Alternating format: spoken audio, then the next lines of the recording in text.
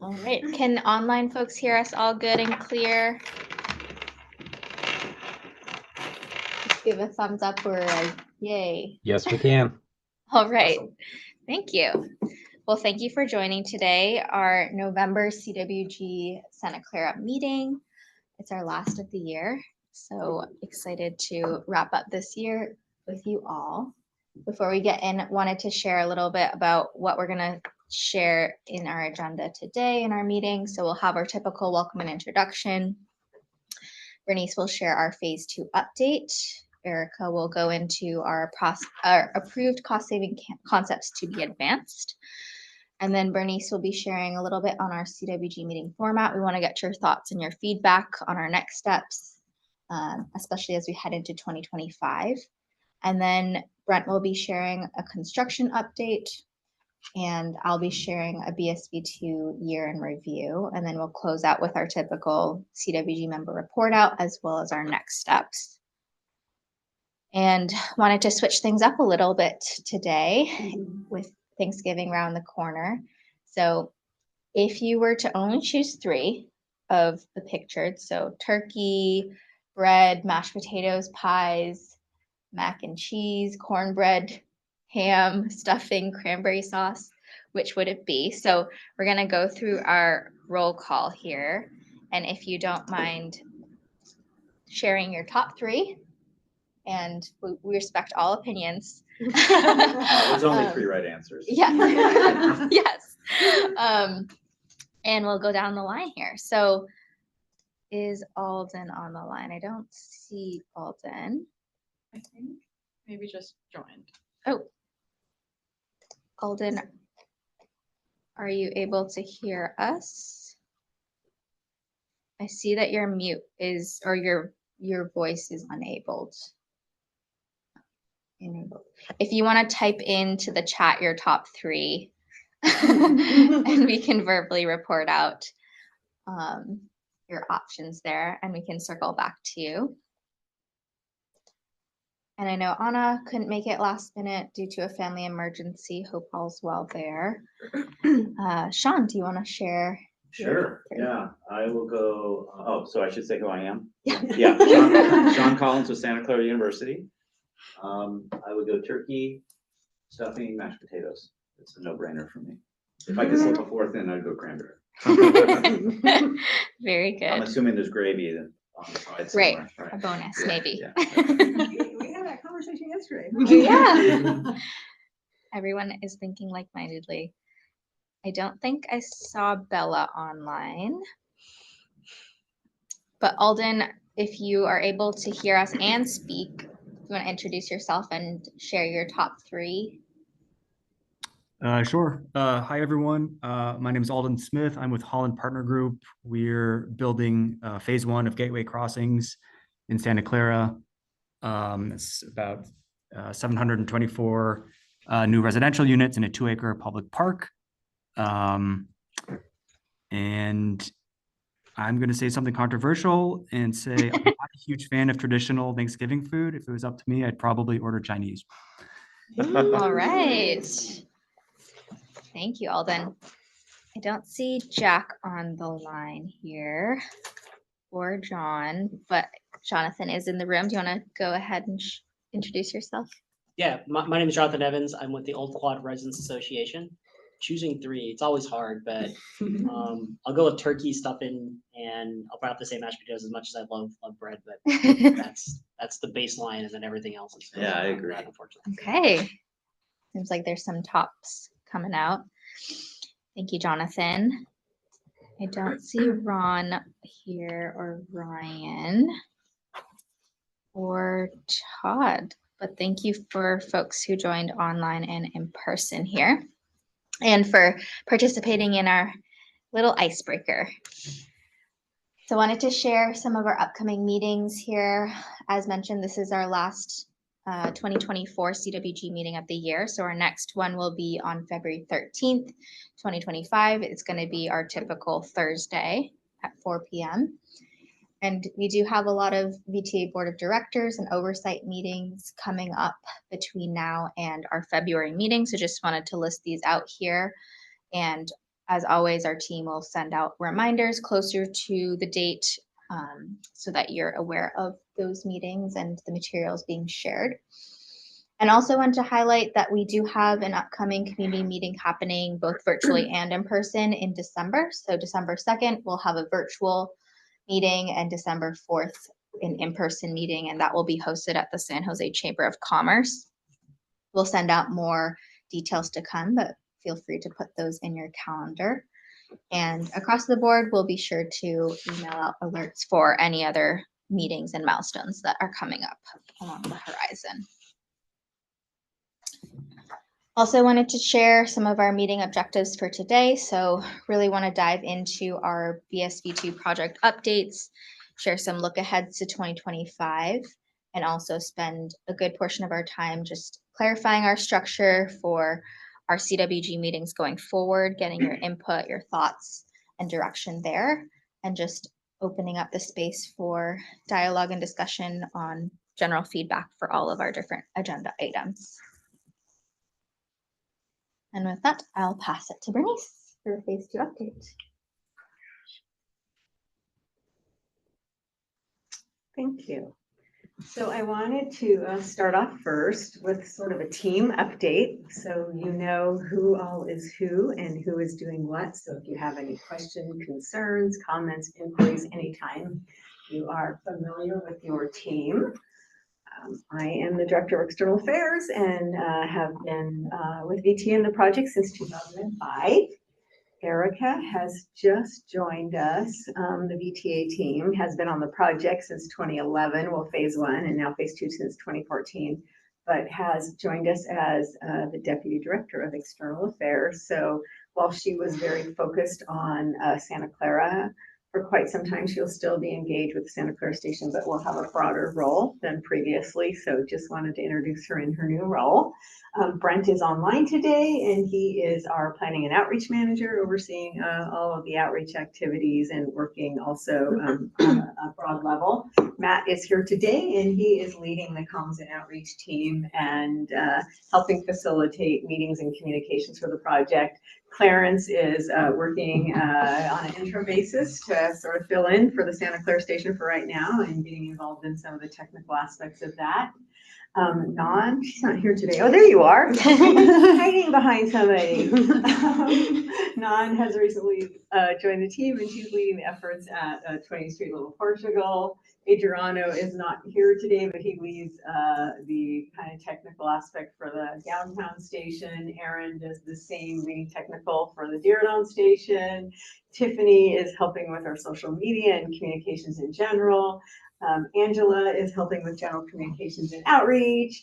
Got Kristen here today, who really has been leading a lot of the logistics for planning these meetings, get everyone to attend, and all the follow-up and distribution of material. She's going to take a little break, and if she stands up, you all will see why. But we're going to let her have a little time off, then she's coming right back as soon as she can or wants to. And then Monica really was leading some efforts at 28th Street Little Portugal and did some of the advocacy and is doing some general outreach. And I think I left one person out, but I don't know why I'm thinking that. Did I miss somebody? Okay, Nope. I think I've got it all. Yeah. So anyway, I just want you to know that we are all here for any kind of questions, inquiries, or materials or things that you would want help or assistance with.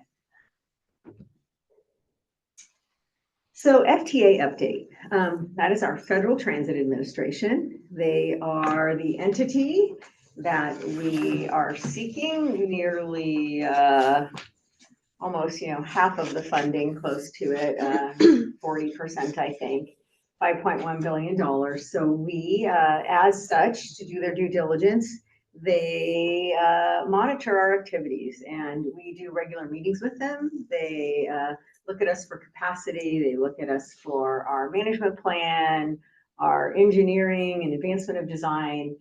We just had today, we have a meeting with the FTA and project management oversight consultant who they hire to really kind of monitor, screen, filter, audit, in a sense, all of our activities. So that's continuing and ongoing. In preparatory for submitting materials, we've been having key leaders of VTA, board members, and our chief and our GM meet with congressional delegation in Washington to really help advocate for this project initially, to get the 5.1 billion committed in funding, and now to continue to lobby for the project until we secure that FFGA and possibly some other types of funding. So yeah, the senior staff met with FTA headquarters, and they have the general headquarters in DC, and then there's several regions. We're in region 9, and those are the folks who work locally in submitting our materials and such to qualify. It's a very, what do I want to say? There's a very detailed process for us to apply for this funding, and we submit volumes and volumes of documentation and project progress and plans as part of that. This is our path to getting a full funding grant agreement with the Federal Transit Administration. And what that full funding grant agreement is it is basically a contractual agreement from the feds that they are giving us this money and the terms and the allocations of this money. So we have a path. We have extended that path. I'm going to go through our new path of what's going to happen between now and Q1 of 2026 for this to happen. This is critical in this project moving forward. So we are evaluating cost-saving concepts. Erica is going to go through those in just a little bit. They are currently at a 15% design level. We initially were going to submit these materials to the FTA, but we are now going to advance those cost-saving concepts to 60% design. And the reason we are doing that is so that when we submit our application to get the full funding grant agreement, we're in, like, right now, the engineering phase, and then we submit a formal application. The final phase is executing that agreement. We want the cost saving concepts to be at a level of design where the FTA would not, after we do a risk assessment, assign more risk and contingencies and sort of take away some of the cost savings that we're hoping to realize. Because if it's not advanced, they say, well, there's a risk with this, or they add more contingency and risk to it. So that is why we're pushing that out and advancing. We'll continue to advance design after that, but that is where we need to be when we submit that application.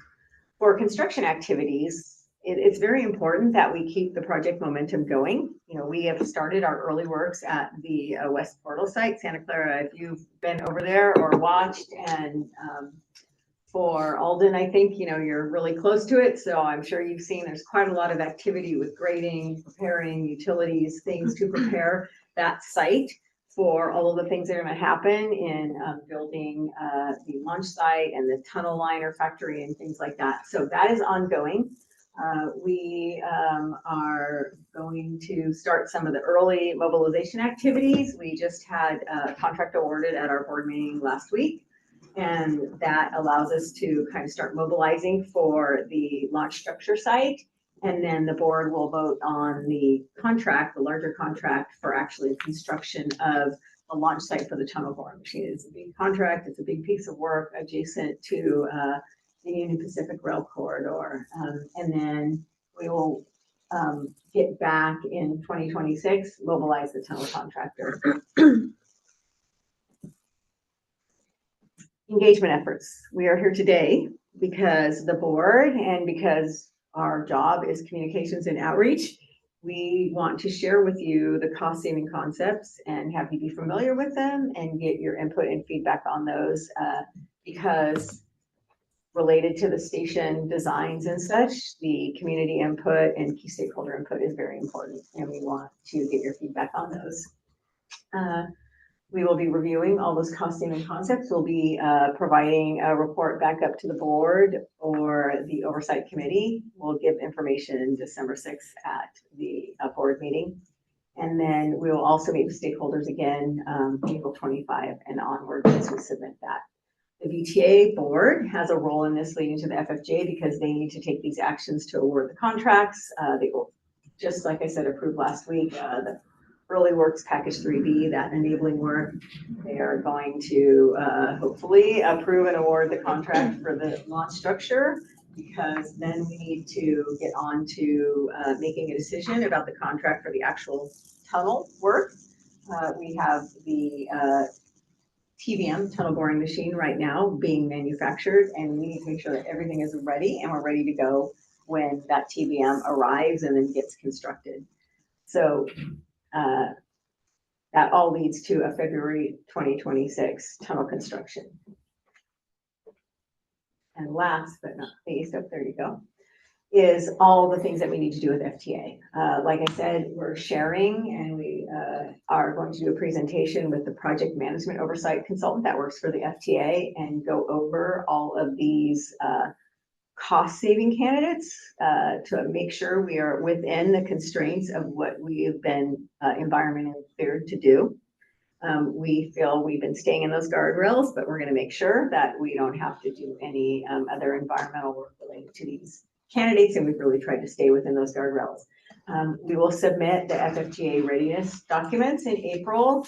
The project management oversight consultant then will utilize those documents and where we are with our project and do that risk assessment. And then once they hopefully basically accept everything that we've designed and don't add any risk and contingency or cost to the project, we'll submit that application for the full funding grant agreement. And we hope to receive that full funding grant agreement at the very end of 2025 or the beginning of 2026. These are all of the interrelated activities, and you see like each of these milestones in the box really points to us achieving them and then being able to submit for the FFTA in April of 2025.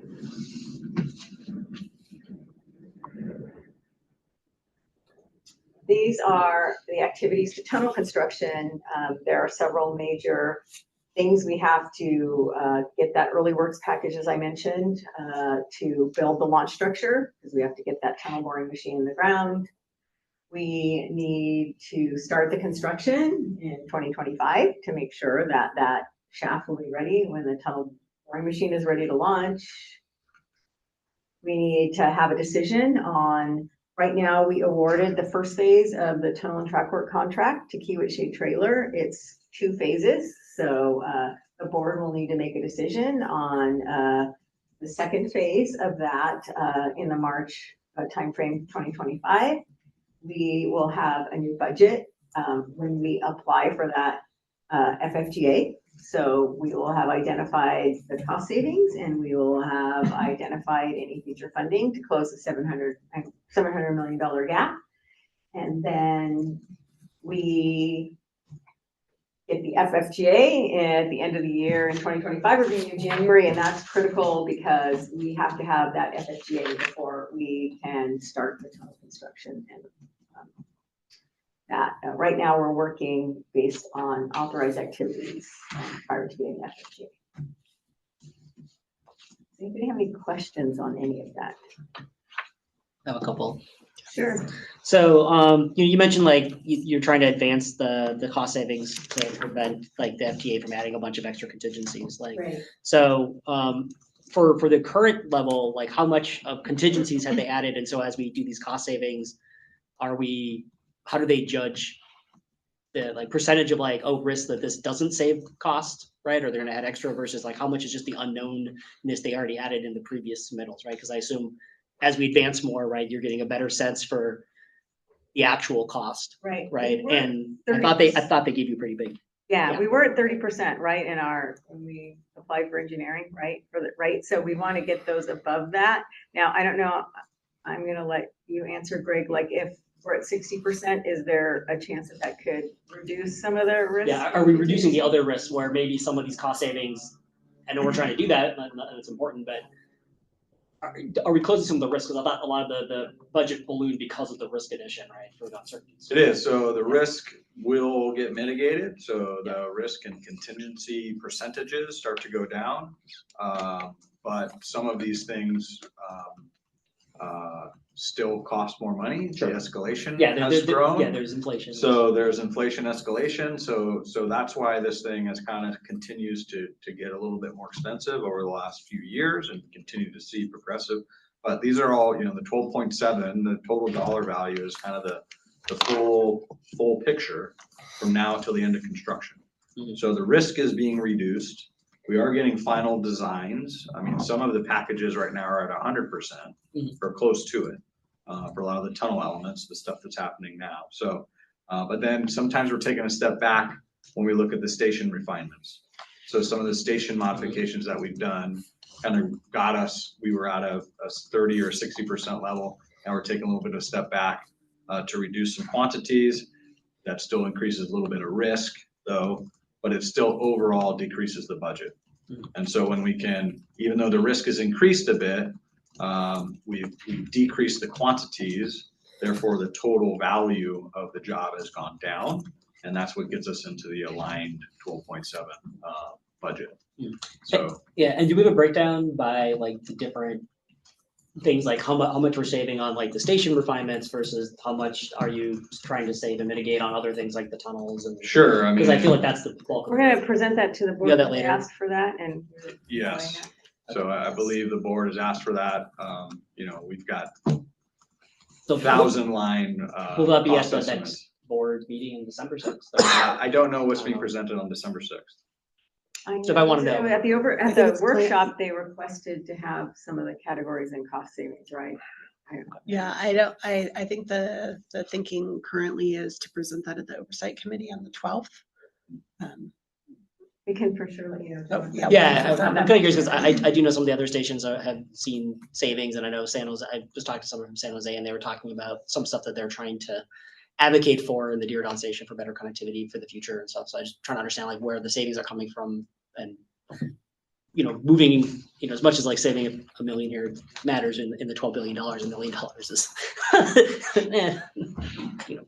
And Not so that has been expressed and Yeah. some of the larger savings areas are in the tunnel. I assume that, yeah, Yeah. I'm sure most of it would be in that area. And then the second question I have is actually, you know, looking at the timeline, you know, I know we want to get this submitted, right, so we can get that PA funding. You know, there's a recent change in the expected administration. Does that change any of our timelines or changing the expectations you expect around the FTA? This is the timeline that we're going with, right? You know, ultimate desire would have been, do it prior to this, but we had the 700 million that we had to find, so it wasn't gonna happen before the end of the year. So this is why we wanna go in with as solid as a project and as solid a financial plan as we can, right? As I inquired, because this question came up at both of the other meetings, I asked the staff here that works directly with the FTA, and they said, you know, the New Starts program has legislation right behind it, and the commitment of 5.1 billion has been made. An allocation of 500 million has been made. Mm. Those cannot be erased, but if the program were, if the funding for the overall capital investment grants program from New Starts Right were reduced, there could possibly be a more spread out allocation schedule, Mhm. which actually, when we were asking for more money, we're trying to like leverage it, spread out over 13 years. Right now, typically there's a 10-year allocation. So there could be a possibility that we still get the 5.1 billion, but we don't get it over 10 years. We get it over a longer time. We won't know that until we kind of see how things shake out. Okay, so none of the money so far is committed per se yet until we get to this final funding grant agreement stage. Because I've heard there's some other programs too where there's unallocated, like not formally fully allocated funds, and people are concerned that those funds might change with the changing Yeah. legislation. Getting that, the full funding grant agreement is the contractual. That's the contraction. Yes. Okay. Yeah. Okay, thanks. Pretty much went through all this.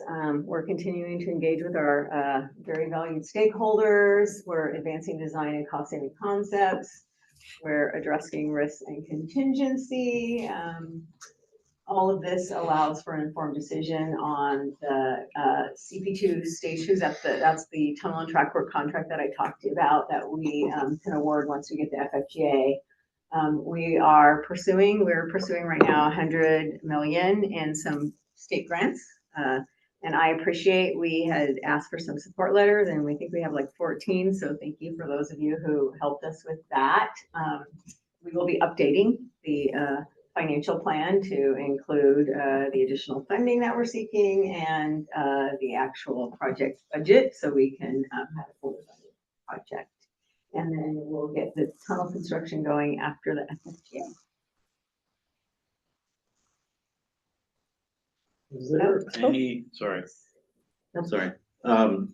tunnel design? It's been in the press lately. I think there's some, how serious is the discussion still about the single bore? There are inquiries, Yeah, continued inquiries. The project that we're applying for is the single bore project. That is the project that we have the environmental clearance on. It's the project that we've advanced design to whatever. The last time there was engineering design like done in the codes for 2008 for the twin bore. So we are moving forward as a single bore project with the 4 stations and the cost saving candidates. And the only area they're looking at, one of the cost saving candidates, and Erica will go over that a little bit, is concurrent tunneling, maybe for a small portion on the very east end of the project from 28th Street to the current end of the line at Berryessa. But for the tunnel under downtown San Jose and the major tunnel, the 5 miles of the tunnel, it will be single bore. These are just our next steps, and I went through them on the other slide, but we'll be continuing with our community working group series. This is the 3rd of our 3. We are going to have, and you'll get more information on the December community meeting to really share all of this with the larger community. The December board update will include information and a vote on that large contract for the tunnel shaft for the tunnel boring machine. We will have our Q1 and Q2 CWG meetings in the time up to the application, and then we'll continue ongoing coordination. BART plays a key role in this related to the reconfiguration or reutilize of space at the rail yard. And then we will provide like the feedback we get from you to the oversight committee.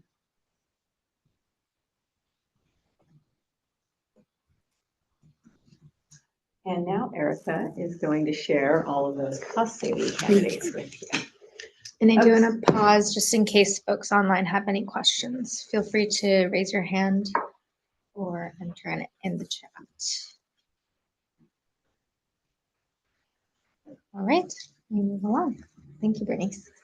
All right, so as Bernice talked through in the schedule, we had a board workshop where we got direction from the board last Friday, the 8th, to move forward and advance.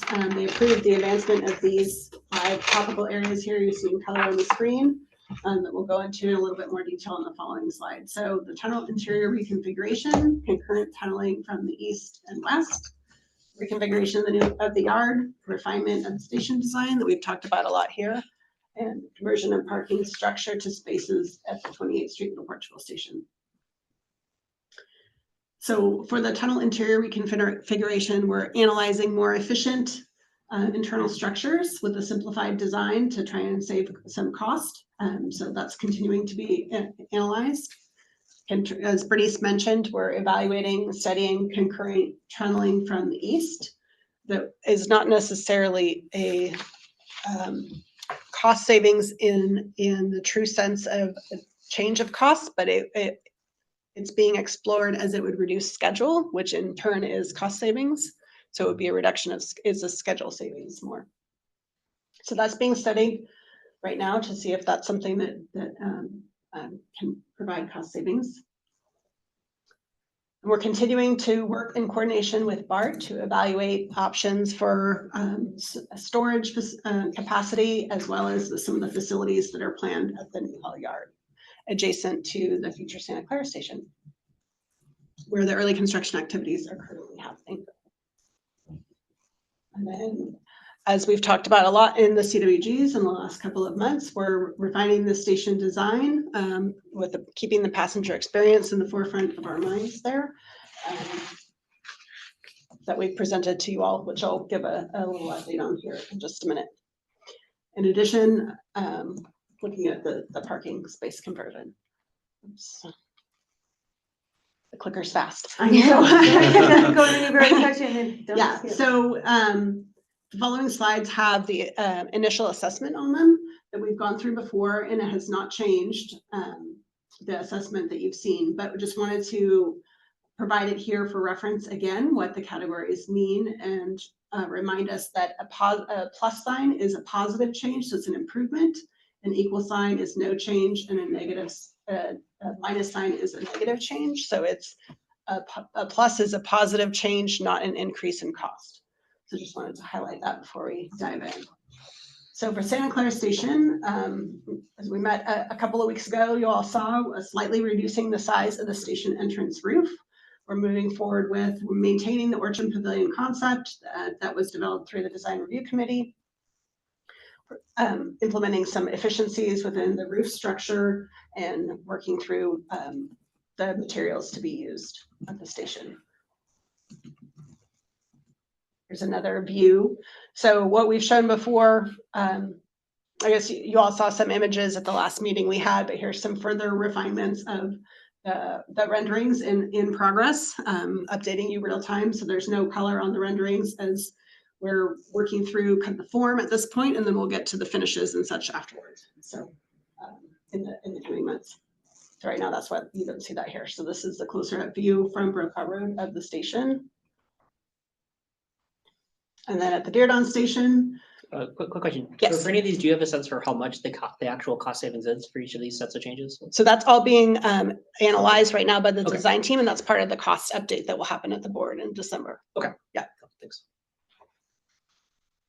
So the Deardawn Station, we're able to optimize the space for the station infrastructure facilities to have those facilities be above ground, and while still maintaining opportunity for future TOD to the south of the station on the block facing Post Street. There's a prominent roof line, and based on discussion with the Deardawn Downtown CWG members, there was a discussion of what that roof looked like, the structure, and so this option here reflects that. Here's another view of rendering of what that's the current rendering for the Deardawn Station. So I have a question with the Deardawn Station. Mhm. I know they have I think there's a plan for like a tunnel from the Deardawn Station to the actual Deardawn Station, so you don't have to go up all the way or like an underground tunnel. Like how is that still in the plans for the station, or? So that is something, so yes, there is we've been in discussions about a direct connection to the future Deardawn Intermodal Station, so not Yep. the current Deardawn Yeah, when you Station. redo it, Yeah, so that is an added program cost. So that is something that was part of the referral that we received from the VTA board. So that'll be listed out in the cost, because that's a cost increase of like $30 million to accommodate that future connection. Okay. That will be evaluated through this exercise. Okay, so will that cost be reflected then at the board meeting in December 6th as well? Okay, so okay. I'm just trying to understand, like, you know, we cut $5 million from Santa Clara and add $30 million to Deardawn. It's like, Right, exactly. Well, and that's where, you know, trade-off. I'm not sure if you all have listened to the meetings, but there's been a lot of discussion about trade-offs. Yeah. And the board wanting to know, based on what direction they've provided, if that's causing roadblocks, right? So Sure. this all comes into play of what they've asked for, not knowing, you know, what the cost implications are. So that's what we'll be coming back saying, hey, here's the costs, here's the trade-offs, okay. and having that conversation. And are there any like pre-meeting materials that will be available about that before December 6th, or is this like if people want to get involved or understand, like, is it just they have to attend this December 6th? They'll be meeting? posted, the board meetings are on Thursday night, and then they will get posted Tuesday. Okay, it's more that if someone wants to make public comment or, you know, Right. I'm trying to understand. Yeah. Yeah, once we nail down and confirm what date, if it will be at the It'll be December posted fifth Tuesday or before, or the 12th, we'll be sure to let you all know so that you'll know, you can know in advance. Okay, If you want thank you. to come Yeah, and I just comment wanna keep track of or the join online and comment either way. So here's the current rendering of the the downtown station. Based on feedback from the design review committee and the board and the community working group, the roof is now integrated with the sidewalls in one continuous arch, which reflects the arches throughout city of San Jose and Santa Clara County, providing an iconic presence there, focusing more on this entrance facing Santa Clara Street as opposed to there's also an entrance facing the Paseo and the future TOD in the back, so emphasizing this one more. We've been able to maximize the station infrastructure facilities efficiency within the building and added a little bit more into the plaza to the north. And this is an interior view of what the rendering of the current downtown station, looking out towards Santa Clara Street there. And then at 28th Street, all of the blue blocks that you see on the site plan to the right will, on opening day, be parking spaces, surface parking spaces. That in the future, when TOD is developed, the transit-oriented development is developed on site, those parking spaces will be integrated into the TOD.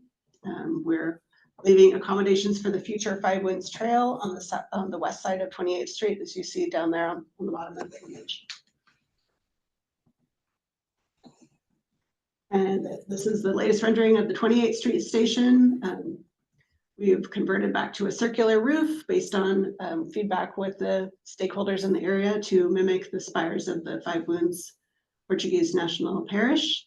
And we optimized the station entrance building roof and the station infrastructure facilities. We worked based on feedback to with the stakeholders in the area to provide a leasable space on the ground floor of that station infrastructure facility building, which is the one you see on the left side of the image behind the station, while still accommodating future potential TOD fronting 28th Street. And here's another view of the station from the other entrance. And there you see the commercially leasable space on the ground. Right.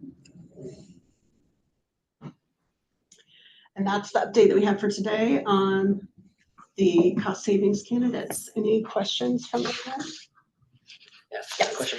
So I know you didn't mention Newhall Yard. I was wondering, are there any opportunities when you do whatever you're doing with Newhall Yard to try and potentially remove, phase the parking lot at Santa Clara to later? Like could we put a parking lot temporarily in Newhall Yard if you've taken things away from BART, and then at a subsequent time come back and rebuild parking lot after we take away the parking that we might have been able to put on Newhall Yard, and then maybe do TOD or something at that spot instead of just having a parking garage. Like, I don't know if that's something you. That based on the discussions as they advance with BART, we'll see what space there is to potentially put surface parking as opposed to a parking garage. So yes, that is something that is on our mind. Because it'd be an interesting synergy where we could delay the garage until some subsequent phase that's not maybe part of this funding, and then have opportunity to actually do more housing or whatever in the area. Maybe that changes the the amount of parking you need, or even just, we can combine the cost of the parking with, some transit. I think as Bernice mentioned, we've got in these cost savings candidates, we have to stay within the guardrails of our environmental clearance, which we have to provide the 500 spaces for parking. Sure, and I think that's the Right. tricky part is you'd have to, do we have a spot where we can provide 500 Right. surface parking spaces as a temporary thing to enable this sort of work out? So I hope that's something you're looking at. I think there could be some opportunities there, especially since it might also give us a way to have more housing near transit too in the future, right? As opposed to parking lot or something else. So that's the funding play. But I'm not sure that we'll have to evaluate because whether there could be TOD on VTA's property there in the future. That is something that's been evaluated before in the past, and due to co-locating with the BART facility, there's very stringent requirements, and it has not so why does it work for the been identified to pencil out, because the BART facility, the maintenance facility takes up the entire property, so it would have to be built on top of the maintenance facility as opposed to adjacent to it. So because of the parking, because you're right now sticking trains underneath the parking garage. Yes, that's why. Yes. So if we didn't need some of the space, that is something that could be looked at in the future. But the surface parking is definitely something we're looking at. But also, the Santa Clara Station Area Specific Plan effort that just kicked off is looking at ways to provide a lot more housing. Certainly in the area, but it'd be great if we could, put even more right next to the station as opposed to sticking it, further out over the airport or over here and develop it, right? Yeah. So. All right, any questions or comments online? So I think you've already addressed this, but the feedback received at the last meeting on some of the design elements and all of that, that's all they're all working through all that right now. Okay. Yeah, so we had a combined meeting in September where we received feedback, and then we had meetings in October with the 3 different groups where we got, much more positive feedback on the direction it was moving. And then in the meetings we've had this week as well, we've heard from the groups we've met with, positive feedback on the direction the station's moving. All right, back to Bernice. Okay, now we're going to talk about all of you CWG. How we will retain and attract more of you. So we're going to continue to hold our regular series of meetings, February, May, September, and November. So 4 CWG meetings for each of the 3 different CWG groupings. We have heard from the majority of those so far that they want the hybrid meetings like we're doing today, which allows those people who want to be in person to be here. And if you can't physically be here, that you still can participate online. So we plan to continue with that. We, as I mentioned, will not have, other than the Deer Dawn downtown, they will be all separate series for each of the station areas. And we will also have interim meetings so that the CWG groups can provide input for relevant materials that will be going to the board. Not like things that we don't have anything to do with, but things that are relevant to the board. So those are the interim meetings, and the feedback we've gotten so far, and I'd appreciate any feedback, is that people would like those, CWG members would also like those to be both hybrid, so in person and virtual. And we'll let our CWG members know as far as in advance as we can when there will be a topic that we need to vet prior to a oversight committee meeting or a board meeting. And the other thing that I just wanted to mention was we're really trying to make these meetings something that you look forward to attending, you desire to attend. We wanted to add, it was my idea to do something like a little icebreaker, because I feel like everything's so serious, just something to like, just kind of lighten the room first before we start in all the like, what do I want to say, deep information. So I'm open to any ideas that you may have to encourage participation. One thing we talked about at the other CWGs was involving the university. So Santa Clara University, San Jose State University, some of the students. I know we heard from San Jose State, they really liked the idea. I know that it might take a little time, so it's not something that we can maybe implement immediately, but if we start that now and start reaching out, is it something, would it be realistic to say by the fall semester for the September meeting, that we could have some students engaged? And San Jose State, I think they don't have an architecture, but they have a Urban planning.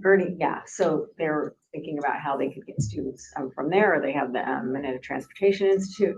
So maybe Sean could be our conduit and maybe look at that and let us know what a realistic timeframe might be there. And if you all, Jonathan or Alden, if you have any ideas of how we can encourage more attendance, I think we're going to be moving and combining our design review committee members as the project evolves.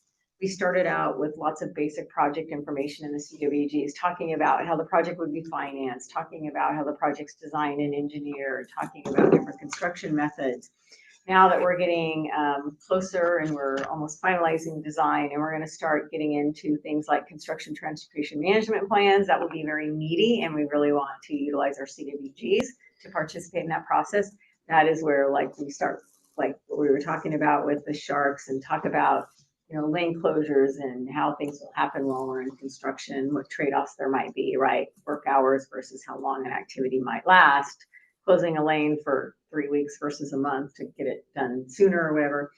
So those are the types of things. And then we also want to do some integration. And you've already been sort of weighing in on station design. So have you more involved as we kind of finalize some of the aesthetic treatment and some of the things that the design review committee members were doing, but kind of have you also engaged in that. So if you have any comments on that, I'd really like to hear that as well. So I guess that maybe it's a shift, because I know it wasn't maybe necessarily as obvious in the past to encourage more members of the public to come. I appreciate that, you know, we're trying to encourage more. So it's something certainly I think we should try to broadcast. I don't know if you've you reached out to the city to see if they could send like an update to folks. Maybe we could get something in one of the city mailers for Santa Clara. I know the city puts that out. Or is there somebody from the city we could partner with? I don't know if there's anybody from the city online right now, And I think I expected some, right, today? but I haven't seen Yeah. anything. But from the city, for example. So I think that might help people because people have different contact. I mean, I did send this meeting out to our, several hundred Appreciate people that. in our group, though I think I'm the only one that was able to make it today. But yeah, I think we can try to broadcast it wider and then try to let people know that you're welcome to come and just participate. You don't have to be like a formal member. Just to You encourage. sent an email, Kristen, this week about a marketing package, I think was gonna come out. Mhm. Also could The help. toolkit. the Yeah. toolkit, Yeah. I saw that and that's why I was like, oh, okay, I'll make sure I'll send it out because I wasn't sure if we were encouraged to send it out to a wider group previously. That hasn't gone out yet though, right? So we sent out the pre-meeting toolkit and there'll be a post-meeting toolkit. So Okay. two different toolkits. All right. Yeah. That you can use to share with your networks. I'd love to see the city. This is, I guess, nobody's city here, but maybe I'll ping somebody at the city. But I'd love if they could help let people know that this is happening because I feel like there's some folks who get surprised when I tell them about the BART station. They're like, "It's all that's happening. What do you mean?" And it's like, yeah, you should be aware. By the way, construction's going to start, and there's going to be trucks, and Costco might be kind of chaotic, and everyone's like, "What?" So it seems like there's still a miss on. As much as some of us from the community involved, on the general folks in the community really realizing that this is real, it's happening. Right, we started construction. I was there for the groundbreaking. Just think It's it's happening. 2036. That's what people are thinking, I Yeah. think, still, and I'm not sure people have Realize all the. realized that 2036 is a lot. 2036 will be like when you're Exactly. riding the cars or the train around. We're not. There's a lot that's going to come before that, right? And I feel like that's still a miss somehow. I certainly within our org, I try to communicate to people and I talk to everybody on the street who's willing to discuss. But I was talking to some people at work the other day, and they didn't realize that this was still going on, right? Or the detail of that, which was surprising. In fact, they came to our work dressed up for Halloween as the BART. Oh, wow. I was That's like, BART made it to Santa Clara, apparently. Like, Awesome. but they didn't, weren't even up on the timelines, right? So Yeah. it's people who are doing things like that don't know. It doesn't bode well that somehow we're missing. Feel like we're somehow missing the wider community. So we can other community orgs maybe, or try the city, partner with the libraries. And we do have some city folks online. Not sure if Ryan or John, you want to chime in here, but happy to coordinate with you on what that looks like in the future too. Yeah, because maybe we could put these on the city website, like the event calendar. I know it's not a city sponsored event, but like people Yeah. go to that to see it and We have been coordinating with the cities. but there's not like if I go to like the city calendar for Santa Clara, things going on, I don't see the CWG meeting is not on that list of activities going on. Gotcha. Whereas sometimes there's often community meetings on there for like developments and stuff. No trace that this exists. Right? Gotcha. Yeah, that's a We'll good make sure suggestion to that get it added to the we city connect calendar. for the December 2nd and 4th meeting. Especially these ones you know more about ahead of time, right? Like Yeah. the CWG that are coming up. Mhm. Or add to that city has an email list for developments too. Maybe people could sign up for you could partner with them to send those out. I get an email every time there's a 49ers game happening, right? So somebody they have those facilities. I just don't know that people are tied into these meetings. Yeah, my guess is they think this is way down the road before anything. And because there's still discussion about funding. In that the people news. Assume that Still. nothing's starting until the funding has happened. So this is still a work in progress. Yeah, I saw an article the other day about like people were discussing the twin bore Yeah. thing again, and I think people are seeing that as maybe this is still Yeah. way in the Yeah. planning phase, Yeah. and so I think it'd be helpful to just put these meetings on the city calendar. At least every contact info we have, just broadcast it wide if we want more people to show up. Like, we'll maybe get a couple % of people. I appreciate that. Okay. All right, with that, we'll pass it over to Brent for our construction update, but thank you for that feedback. Really appreciate it. Hi, everyone. Good to be here with you tonight. And I like your colleagues. I came to work dressed as a railroad crossing, so I'm feeling feeling their transportation pride there. So we wanted to share with you all a construction update this evening, and this is really pertinent for this group because most of our construction activity is happening in Santa Clara now. So we're going to be honing in on the new hall yard and the west portal, and where the maintenance facility will be built. trying to advance here. Honestly, I think it's just easier if you all control it in the room. It's very delayed on my end. There we go. All right, great. So a quick overview of the site. So on the top of the image is west, and on the bottom of the image is kind of east. So you can see Coleman there on the bottom. The yard is really long, remember?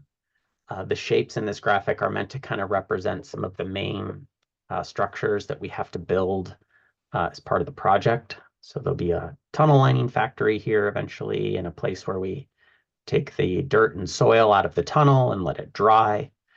But a couple of upcoming things that we wanted to highlight are there is work happening there now. A lot of the grading work and utility work is already occurring on the site to prep it for these kind of major, more civil things that will be coming next year. The next large piece of work is that one up in the top left, which is what we call our TBM launch structure. So this will be the place where the tunnel boring machine will actually start to bore. It will be constructed nearby.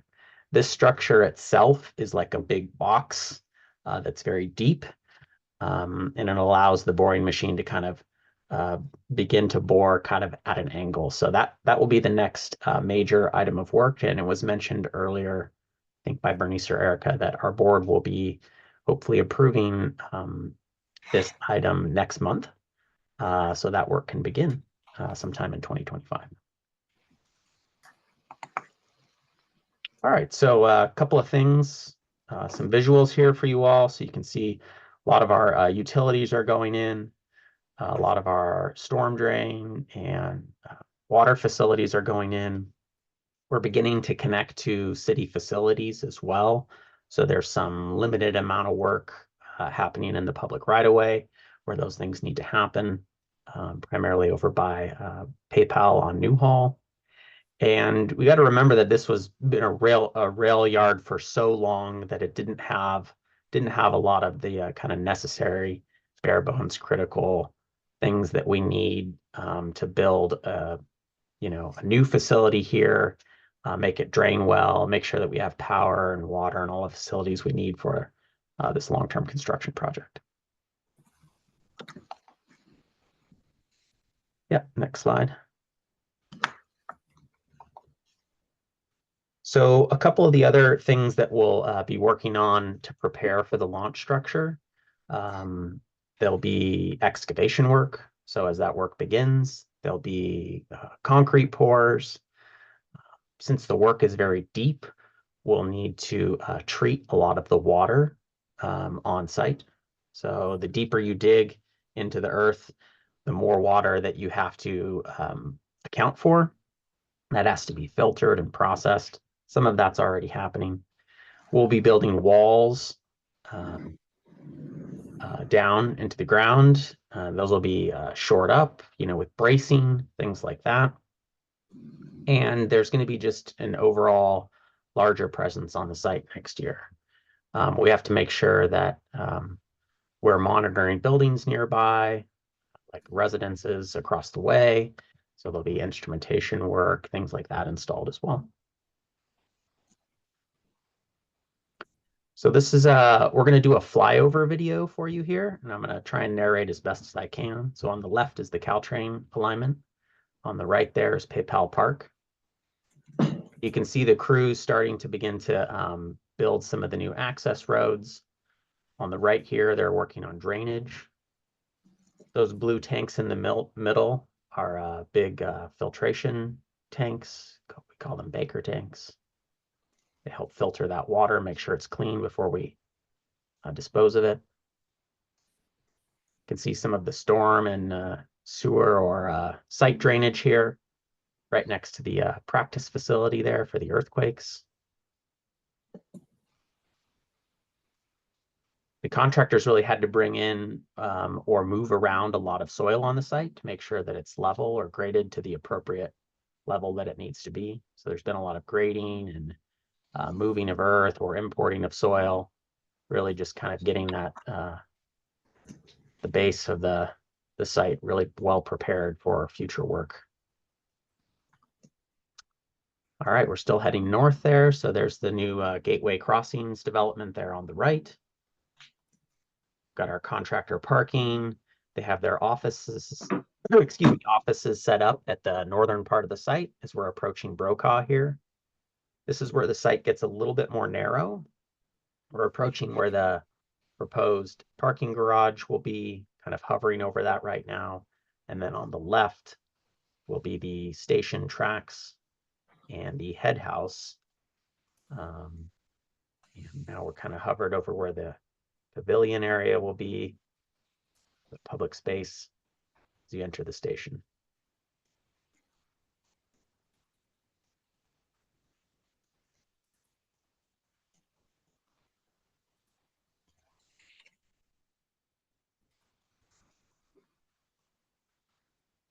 So yeah, we really like this drone technology. We hope to use it more. It really gives a unique perspective, I think, for some of the construction work other than static photos. So we also wanted to talk about screening. So this site is the location on the project that's received some of our first screening. We've been able to work with some of our partners on that. We plan to have screening like this present at all of our construction sites. It'll have opportunities for branding or working with our neighbors. We just want to really clearly define for the public or for our neighbors or for the community kind of what is here, what's happening, and try and keep the site looking nice and clean. Oh, so here's an example of where we were able to co-brand some of the signage with the earthquakes. So they got some of their logos on the signage. This is wrapped on fencing in key areas, the like most public facing areas. If you're standing on the Caltrain or ACE platform, you can see this signage from the west as well. And then this is down closer to the PayPal Park. We'll also have opportunities for other signage. So you'll see the sign on the right. That's kind of like standard project signage. It lets the public or people know who they can call if they have questions. It's generally a member of our team who is addressing this phone number or the email for the project. And then we'll also have opportunities as the project progresses for putting signage up for co-branding for our businesses or our Thriving Business Program, which will help support businesses during construction. If there's potential closures or sidewalk closures or things related to construction that we need to communicate to the public, we may have wayfinding signage telling people where they need to go to get around the construction impacts, things like that. Hey, Brent. Yeah. I don't know if I'm jumping ahead, but where are the areas that are going to have a noise curtain?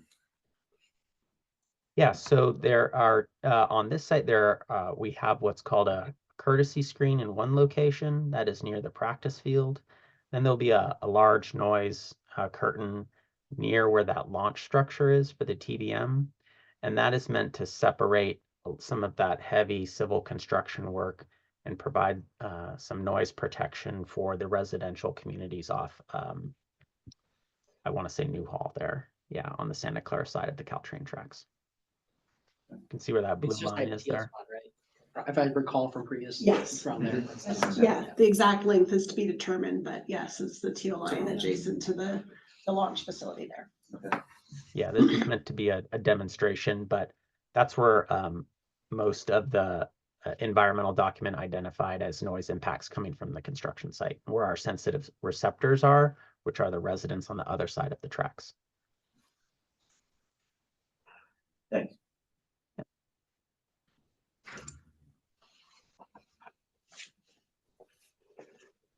So the program generally thinks of fencing or signage in kind of two phases. We're kind of in phase one right now, where there's a lot of early work happening, utility work, work to get the sites ready. Sometimes that requires us to install different types of fencing or move the fencing around depending on the site on the project. But as the site gets more established, a more consistent line of fencing will be established, particularly at the stations themselves. Newhall Yard in particular is pretty already self-contained. It already had a lot of fencing in place, but some of the other station sites really don't have any fencing at all. And those sites will have the fence lines probably change quite a bit during the first year, year and a half of construction as we kind of develop out the site. Once that permanent fencing is in place, that's when we'll have more opportunities to work with our community partners or with businesses and have some of those more community-facing branding elements on the construction fencing. So a couple really important events coming up for the South Bay for both Santa Clara and San Jose. Super Bowl in 2026, March Madness, FIFA World Cup.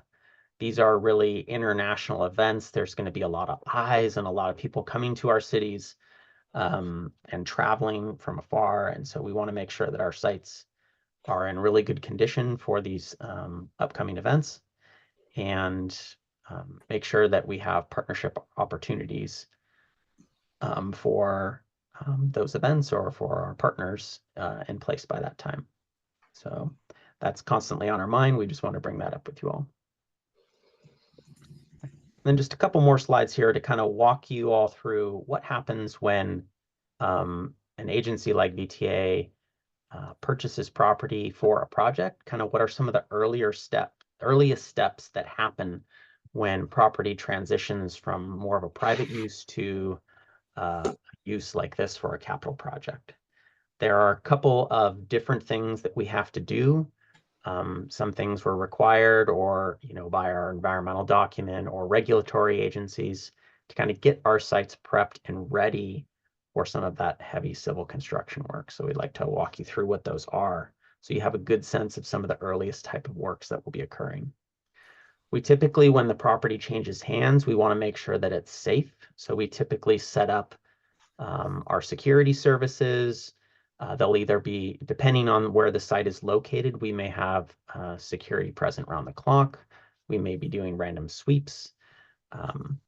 We also are required to resurvey the property and make sure all the utilities are shut off if there's gas or water or PG&E.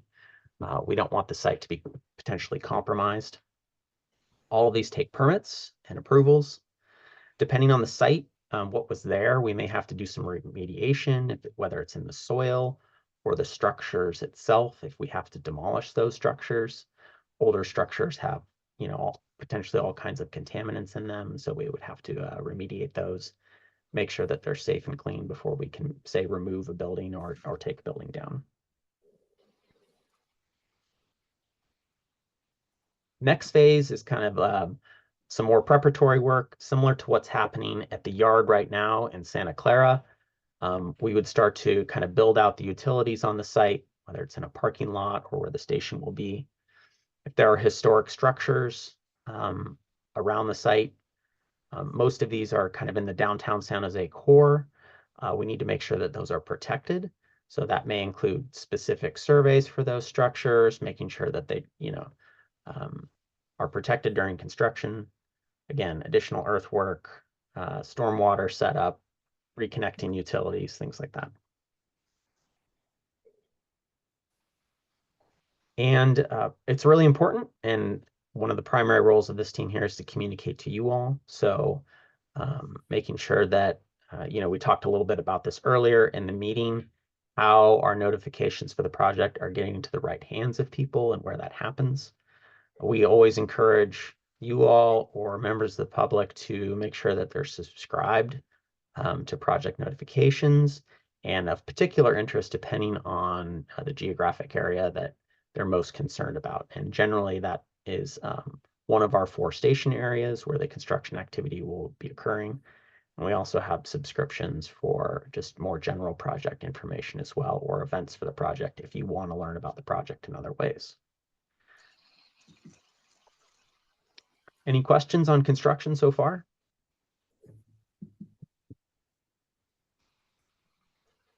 Any folks online? None here, thank you. Okay. I have a quick question. You mentioned historic structures. I assume the depot is one of the ones that you're looking at, right? 'Cause that's historic, the Santa Clara Depot listed. It's one of the few nationally listed things. Yeah, there are a couple structures in Santa Clara. Of course, the depot, there's the signal shack there. Yep. Yes. Typically, we'll put devices on them to monitor the buildings. They can be surveyed throughout the construction project. Okay. We analyzed them before too, correct? Yes, so each historic structure will have its own individual program. Okay. So I think those are far enough away from the work that they may not require very much, or if anything at all. But each individual structure within the program has its own analysis and a specific program developed, protection program developed for it. Okay. Yeah, But yes, there is a They're somewhere, were those all in the sequel documents or are they somewhere else?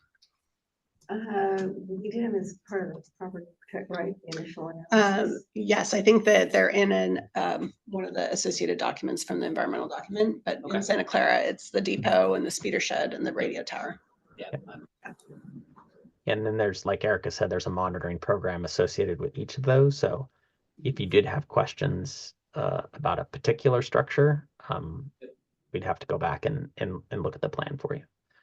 Okay, thanks. All right, thank you for those questions. Now going to move on to our BSV 2-year in review.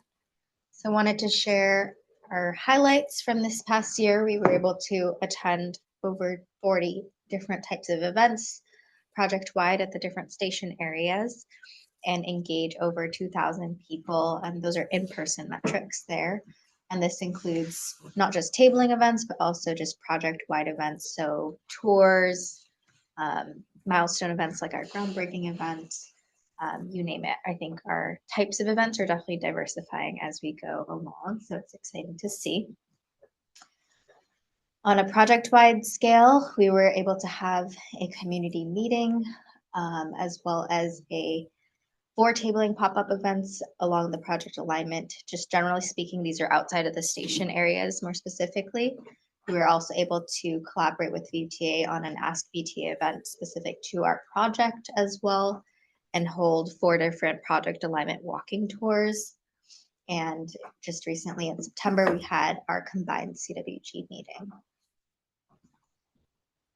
In the 28th Street Little Portugal area, we had a community meeting a few months back. We also had a tabling pop-up at Dia de Portugal. And we did host a 28th Street Little Portugal station walking tour in that area, hoping to have tours at the other stations in the coming future as well. And we had 5 different CWG meetings in that area. For downtown Diridon, we had a total of 4 different tabling pop-ups, including Viva Calle in the downtown area, and also held 5 downtown Diridon CWG meetings. And then here in Santa Clara, we had the privilege of tabling at 3 different pop-up events, partnering with Jack Marash for the Railroad Society's train show, as well as with Ana Vargas for the Parade of Champions. So thank you. I know they're both not here, but thank you for that partnership. And then we were also able to have 4 Santa Clara CWG meetings. And again, this is just a reminder and plug if you know of any tabling events or general events in the Santa Clara area that are great to attend, please let us know and we'll definitely look into it and try to staff it. There's a historic home tour in December 6th. The depot is actually part of that tour this year. Oh, So there may be an opportunity to just put some information there. I don't know if they yeah. can talk to the Railroad Society, but that gets some pretty good attendance. It's got Okay. a lot of people go through the historic buildings and stuff in the Old Quad area. So Cool. That's great. that might be enough. Given you mentioned yard. Yeah. Another one might be like a stadium event or Sharks game. So I know San Jose was taking feedback about their Diridon station project at one of the Sharks games. Now attendance of those are kind of low right now. I'll speak as a season ticket holder. They're light, but if you pick the right game, you might be able to get some feedback. And I'm sure the Sharks are really invested in what's going on, right? So they might be able to help you guys. Yeah. Thank you. Get for some this. additional public feedback. And for the December 6th, do you know a specific contact? Is Jack maybe the best You person? could try Jack, otherwise, I can send you the contact for the people who run the tour itself and see if you want to reach out to them. Okay. It would probably be best to coordinate with the public building is the railroad. So Jack or somebody. from Yeah. Okay, the historical good society. to know. We will look into it. Thank you. I'll send you an email, a couple contacts. Thank you, Jonathan. And did I just see a hand raise or was that me imagining? If not, that's okay. Thank you, Jonathan. Also wanted to share our 2024 digital engagement. So we were able to launch our project microsite in August of 2024. If you haven't checked it out, our new URL is vtabart.org. And I know there's been some confusion. We were originally associated with the VTA website, but now most of our content is on that VTABART.org. So if you need any meeting materials related to CWGs or just want to know upcoming events, we do have a project-specific calendar that's on the VTABART.org website. So encourage you to check that out and also share that with your networks. We also had a plethora of different types of digital content that was released this year. So 12 construction notices, 96 social media posts. The media covered the project 147 times, and there were 11 project-related blogs. And we also launched our social media toolkit, which I'll talk about a little bit later. And it sounds like some of you have shared some things, so thank you there. And then on the social media engagement front, we were able to reach almost 200,000 folks. And so really exciting metrics and hope to continue this momentum and even boost this for 2025 to come. And as mentioned, our stakeholder toolkit was launched recently for our November CWG series. So you may have received in your email on Friday our November meeting promotion toolkit. And we are definitely very much open to feedback. So if you have any thoughts or reactions on, the format or the content, we want to definitely take it all in and iterate for future to come. But we hope that this has been useful for you in sharing either our upcoming meeting notices and also meeting content recap to come. So we'll be sending out a recap for this meeting sometime next week, likely. And then you can share that also with your networks as well. But hopefully this has been helpful and open to thoughts and feedback there. Oh. And with that, I do want to pause if there's any questions or comments on the engagement section. No, I think that's good that you've got the toolkit out now. Yes. That'll help. Awesome. Do let us know if there's anything on the user front, if there's anything to No, modify. I think too. on our end, I know who I would engage with for getting our students, possibly, so who would I engage with on your guys' side about that? You can reach out to me. I know currently we have Bella Burley, who is a student. She is a CWG member and she's part of SCAP. Yeah, that's true. But I think we're always open to Yeah. more ways that we can. Well, we have a sustainable and environmental engineering department Mhm. that I think would be very interested in, especially on the construction aspects of this. Yeah, we have a whole sustainability program. Yeah. Feel free to reach out and we can connect Okay. further, Sean. Appreciate it. All right, with that, we'll move on to our CWG member report out. A little laggy, but would love to hear if there's any ways that you've been sharing with your communities. It sounds like some of you have been using the social toolkit, or if there's things from your communities that you've been hearing, questions, concerns, comments, we'd love to hear that as well. So I'll open up the floor. We won't go through the line, but if you have anything to share, please chime in.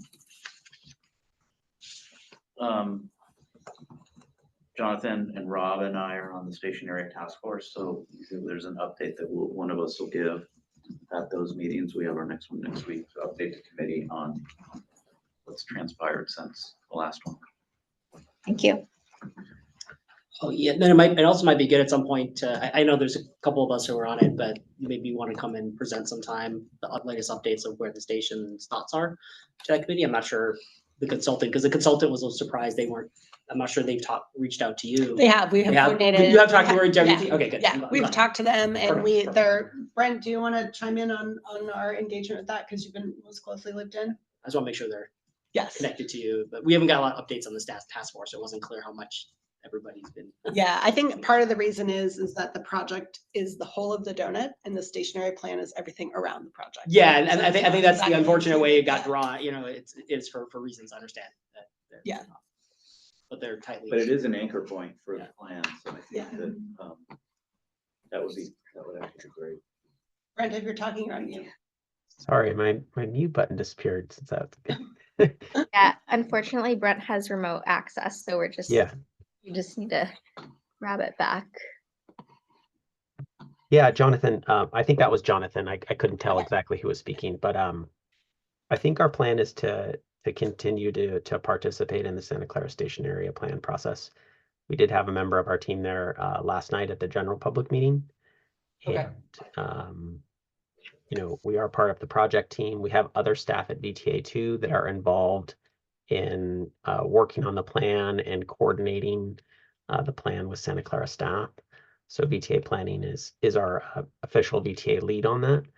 But the BSV project will definitely be included in that and at the table for more discussions for sure. Yeah, I was just suggesting like now that you've got some more, I think, solid station design, it might be good to present to folks Yeah. like where you're at right now. Yeah, agreed. I think last presentation was like 2 years ago and the station now looks completely different from last time I think it got presented to city Yeah, for council sure, or yes. to. Were you suggesting presenting to the actual task force, Jonathan? Yes, yeah. Okay. I'm sorry, it was a little bit hard to hear. The Yeah, first sorry about that, yeah. So just present maybe to the task force to catch, I hope that most of the folks are paying some more attention than the general public, but it might be good just to catch some folks up because I'm Yeah, not that's sure. Last time I talked to some of the staff members, they were surprised about some of the changes and so I'm sure you're communicating more now, but it's, yeah. Yeah, that's a great idea. We'll reach out to the Santa Clara planning staff and see what we can do about that. All right. Thank you, Jonathan. With that, I do want to move on to our next steps. All right, so as mentioned, our next meeting is February 13th, 2025, and we're planning on sharing a general phase 2 update as well as a construction update and hope to share more on our Thriving Business Program update. We'll also be taking a deeper dive into our 2025 CWG work plan, kind of opening it up for discussion. Want to get your feedback on our next steps ahead for 2025 and our CWG meetings that we have planned. And as a reminder, as Bernice mentioned, I will be on family leave, but Nan will be taking over in the interim. So we'll send out more details to come on that, but appreciate your attendance tonight. And I believe just a friendly reminder, oh, sorry, the clicker stopped working.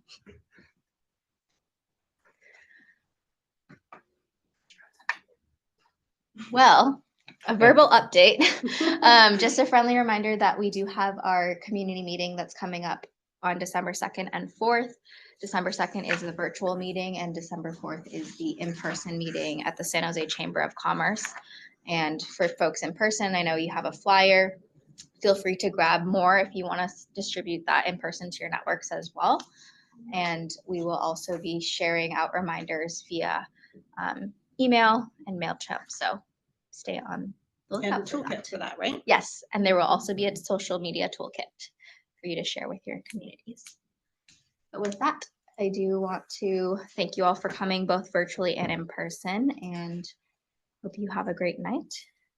Before we adjourn, I did want to mention one last thing. Jonathan, you were asking about the costs. Yeah. I did want to share that we are in conversations with the other Dear Dawn funding partners about a cost share for those items. So that is coming into play as well. So it wouldn't be VTA covering all of those costs, but just wanted to make sure you're aware of that.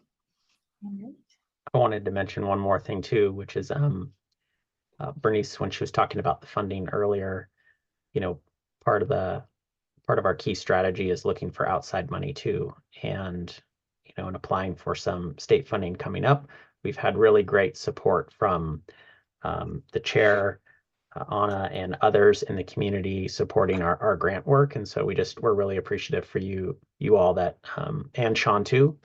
Looking at others in the room, I'm trying to remember everyone, but we just got a great pouring out of support for our grant, and we really appreciate it. We really appreciate it. So, thank you for answering our call for support letters. Right. With that, we can adjourn and give you all 9 minutes back, but thank you for coming tonight. Thank you. Well,